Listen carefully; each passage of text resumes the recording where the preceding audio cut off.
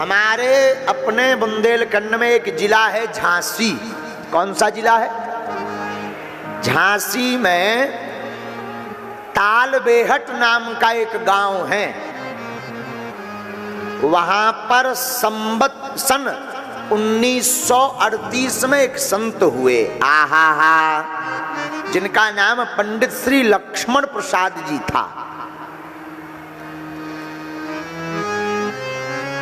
पंडित परशुराम जी के घर पर बबेले परिवार से थे। इनका जन्म पंडित परशुराम जी के घर पर पंडित श्री लक्ष्मण दास जी का हुआ। बचपन में अकाल पड़ा तो माता पिता मर गए। सत्य घटना बता रहे हैं महाराज, कोई बहुत पुरानी चर्चा नहीं। सन 1938 की माता पिता मर गए। अब तो अनाथ की भांति रहने लगे, कोई साथी नहीं। हमने आपको एक दिन बताया तो ये दुनिया तब तक की साथी है जब तक आप पद पर हो, चेहरे पर चमक है और जेब में नोट है। हाँ, फिर माता पिता छोड़कर संसार के अन्य जितने रिश्ते हैं सब किनारा काट लेते हैं। तो आप जो है प्रेम पूर्वक रहने लगे। गृहस्थ में थे, बड़े होकर के आपका विवाह जगन्नाथ दुबे की कन्या के साथ हुआ। आपकी आर्थिक स्थिति तो ठीक नहीं थी, बहुत डगमगाई। कई दिनों परिवार सहित भूखे रह करके जीवन जीते थे, परंतु स्वभाव था मांगना। तो इन मांगने वालों से क्या मांगना, मांगना ही है तो देने वालों से मांगना। अर्थ समझे? पुनः समझिए। जिस दुनिया पर आप भरोसा रखते हो कि ये दुनिया कुछ देगी, ये तुम्हें क्या खाक देगी, ये खुद भिखारन है। दुनिया स्वयं भिखारन है। अंतर इतना है, गरीब मंदिर के बाहर भीख मांगता, अमीर भीतर मांगता।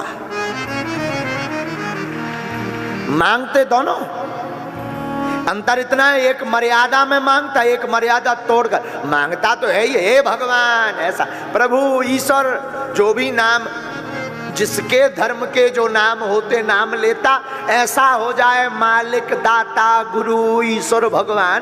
तो ये दुनिया खुद भिखारन है, वो आपको क्या देगी मेरे साधुओं? मांगना ही है तो उन गोविंद से मांगो जो दिल खोलकर सुदामा की भांति दे देते हैं। आशा ही परम दुख है, नैराश्यम परमम सुखम। निराशा, नैराश्यम परमम दुखम, निराशा परम दुख है। इसलिए संसार से आशा मत रखो। आशा रखना है तो खुद पर मजबूत विश्वास रखो। और दुनिया आपको ताली तभी बजाएगी जब आप पद पाने लगेंगे। अकेले रास्ता तुमको ही चुनना पड़ेगा। इसलिए मेरे प्यारे, दुनिया के सपोर्ट में रहो ही मत। जिस दिन तुम चमक जाओगे दुनिया अपने आप पीछे आ जाएगी। हाँ, तो पंडित लक्ष्मण दास जी बहुत गरीब निर्धन, राम जी के भजन में नित्य दिन रात डूबे रहते। तुम बिन कौन हमारो प्रभु जी, तुम बिन कौन हमारो। आपके बिना संसार में हमारा कोई नहीं ठाकुर रघुनाथ। हे राघव जी, तुमसे हमने प्रीति लगाई। और याद रखना प्रभु, ये दर झुके तो सिर्फ आपके चरणों में झुके, किसी अन्य चरणों में ना झुके। बुरा मत मानना, पतिव्रता स्त्री वही है जो अपने सिर्फ पति को छोड़कर पर पुरुष का चिंतन नहीं करती। भक्त भी वही है जो केवल अपने ईश्वर के अलावा किसी से आशा नहीं रखता। वही सच्चा और अच्छा भक्त है। वरना दर दर भटकने वाले लोग सच्चे अच्छे भक्त नहीं कहते हैं उनको कहते हैं अस्थिर आदमी। जो आज इनको भगवान माने, कल उनको भगवान माने। आज जे गुरुजी मोबियाल में देखे कि जे गुरुजी बहुत खतरनाक है, फूंक लगाऊ तो आदमी उड़ जाता। रे तुम्हें बाप आओ ठठरी के बरे। ऐसे में बेड़ा पार होने वाला एक ही साधे सब सधे, सब साधे सब जाएं। एक को साधो तो जिंदगी में आप सबको साध लोगे।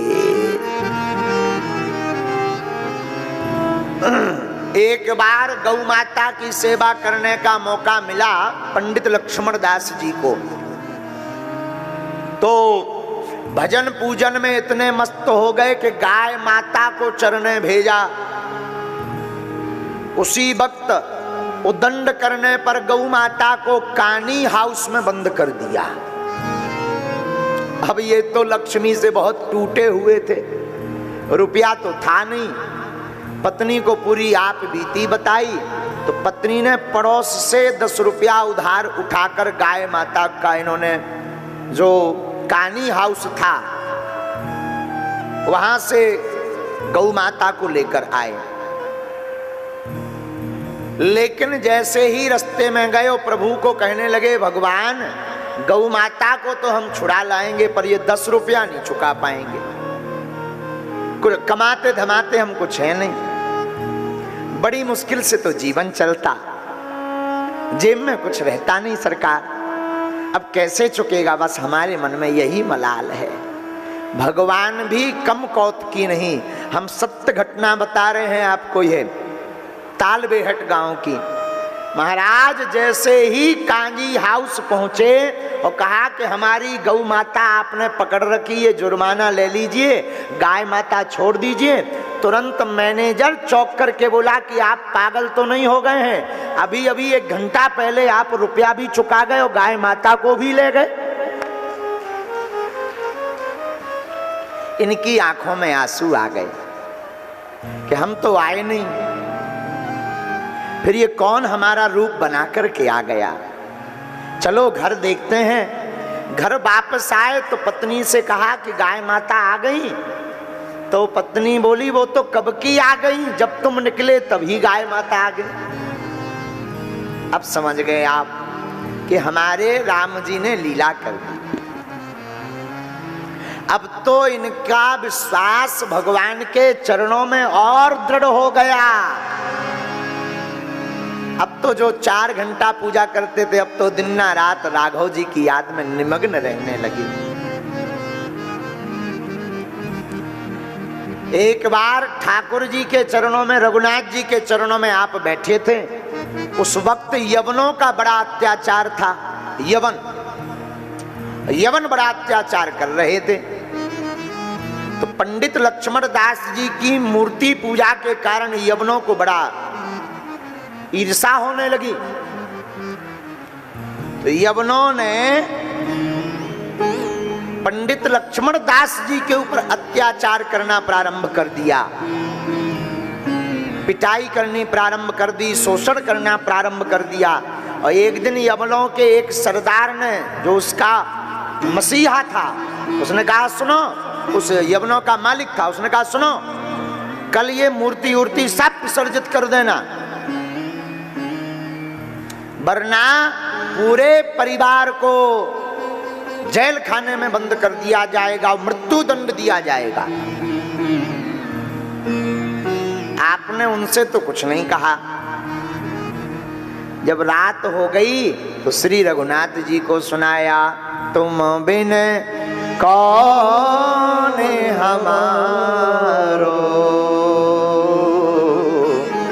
तुम बिन कौन हमारो, आपके बिना हमारा कौन है।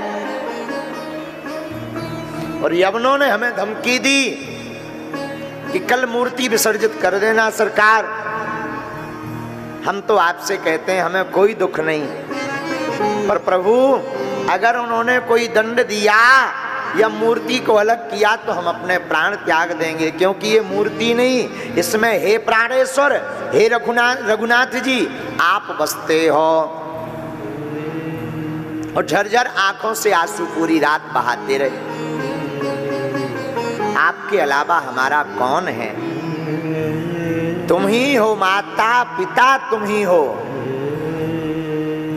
धीरे धीरे प्रातः काल हो गई। गांव वालों को तो पता लग गया था, तो गांव वाले तमाशा देखने आ गए कि आज तो पंडित जी की बड़ी दुर्दशा होगी, आज तो यवन इनके ऊपर अत्याचार करेंगे, मूर्तियों को फेंकेंगे, पंडित जी की खूब सुटाई पिटाई होगी। आज पंडित जी नहीं बचेंगे। इनके जो विरोधी थे, ईर्ष्या रखने वाले, वो तो और सुबह से ही ताक लगा कर बैठ गए, देखो पंडित जी का क्या होता है। पर जिसका कोई नहीं होता उनका परमात्मा होता है। याद रखना मेरे साधुओं, जिंदगी में जो भगवान के प्रति अनन्याश्रित भाव से शरणागत रहता ना, उसकी लाज हनुमान जी के हाथ में होती है।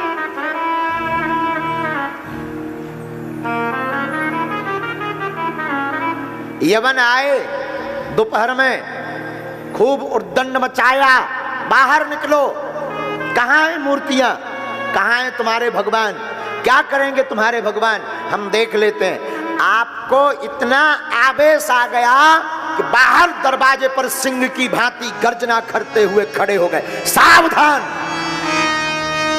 मारे आवेश के शरीर एकदम लाल हो गया, दरवाजे पर ताल ठोक कर खड़े हो गए, बोले खबरदार किसी ने भी एक पग रखा तो ठीक नहीं होगा। यवन थोड़ा तो घबराए कि आखिर ये मामला क्या है, इनको एकदम से इतना क्रोध क्यों आ गया। पर बाद में यवनों ने उद्दंडता करते हुए कहा पकड़ लो इन्हें। और जैसे ही यवन दरवाजे की देहरी पर पहुंचे तो आपसे रहा नहीं गया कि सरकार बहुत हो गया, अब लोग हंसी करेंगे आपकी, अब तो हमारी लाज बचाओ। और भगवान से भी रहा नहीं गया, श्री हनुमान जी को आज्ञा दी और हनुमान जी सिंह बनकर के गर्जना करते हुए दरवाजे पर खड़े हो गए। और उस गर्जना का ऐसा प्रभाव पड़ा श्री लक्ष्मण दास जी के ऊपर कि एक पैर पृथ्वी में पटका, सब यवन मूर्छित हो गए, पूरा गांव हतप्रभ रह गया। यवनों में से 3-4 यवन मारे गए। अंत में सब यवनों ने क्षमा मांगी, हमें माफ कर दो, हमसे भूल हो गई। तब जाकर आपका क्रोध शांत हुआ। और उस दिन के बाद फिर ये हमेशा के लिए राम जी के बीतराग बन गए कि हे ठाकुर जी, जिस प्रकार आपने हमारी लाज बचाई, वैसे सब भक्तों की बचाते रहना। साधु जी, इस कथा का आशय है कि जो भगवान के प्रति नतमस्तक रहता है, भगवान प्रत्येक नियम तोड़ करके उस भक्त के अधीन हो जाते हैं।